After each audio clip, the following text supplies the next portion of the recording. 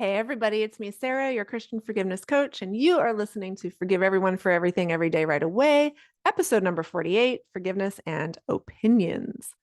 So, I've been thinking a lot lately about opinions. We all have them, right? But sometimes our opinions about stuff, we think that they're just facts, right? Like, well, this is how the world works, just so you know. But sometimes we don't see them as just opinions. Of course, they feel very factual to us because of how we think, what we believe, and what works for us, right? But what gets us into trouble sometimes is that we don't realize or we forget that they're just our opinions. It's actually not right or wrong. We think they're right, again, because that's what works for us. Of course, we think it's right. So, kind of a silly example, but I have this opinion that dishes only get clean in hot water, right? So I have all sorts of evidence that my brain can come up with to prove this to be true. You try washing a bunch of grease off a pan with cold water. I mean, seriously, it cannot be done. Actually, it can. But anyone who tries to wash dishes in anything but hot water, in my opinion, is obviously doing it wrong. So now, I know there are some of you out there that would probably agree with me wholeheartedly. Like, duh, of course, you need hot water to get grease off. It's a fact, right? No, not a fact. Unfortunately, no. I mean, when I really stop and think about, is it possible maybe I could wash a greasy dish in cold water and still get it clean? Yeah, it's possible.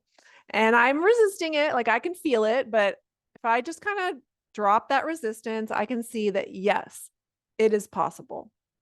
People do it all the time. In fact, I've done it. So some people don't have hot water and they still get their dishes clean. And of course, I've been camping and still gotten my dishes clean.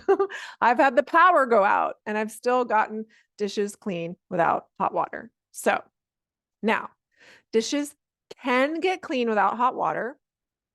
I still have the opinion that it's easier to do it with hot water, and that's okay. I get to do that. But here's the key point about this. Other people get to have their opinions about it too. They get to think it's just as easy to use cold water. And I'm like, okay, knock yourself out. So this is where we get off track, is when one another, like when we're saying, my opinion is right and yours is wrong. And then we treat each other poorly because of that. So maybe it's, we call them stupid or, tell them they're an idiot or they're doing it wrong, whatever it is. Maybe it's giving them the cold shoulder. Maybe it's, talking about them behind their back. We forget sometimes in some situations that what works for us doesn't always work for someone else.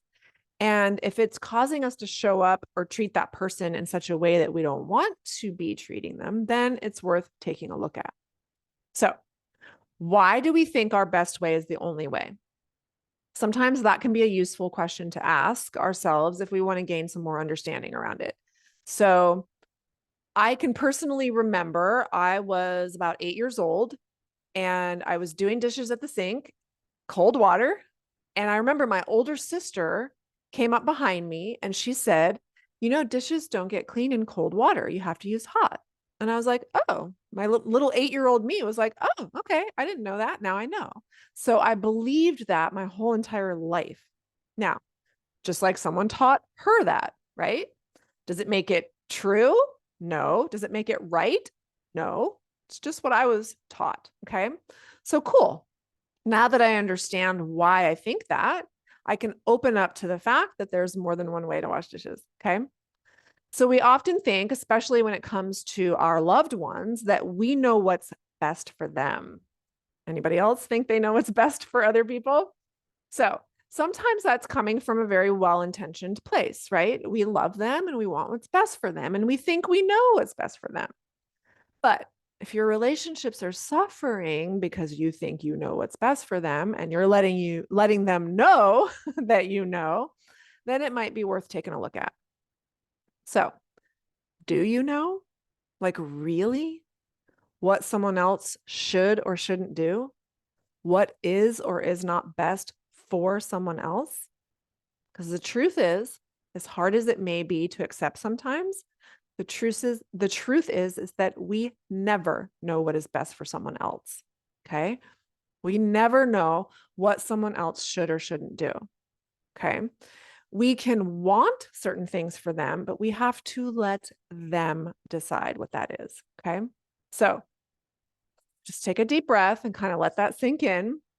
There's someone in your life you're trying to control, which of course you can't, and you're feeling very frustrated and powerless about it. What does it feel like to let that go?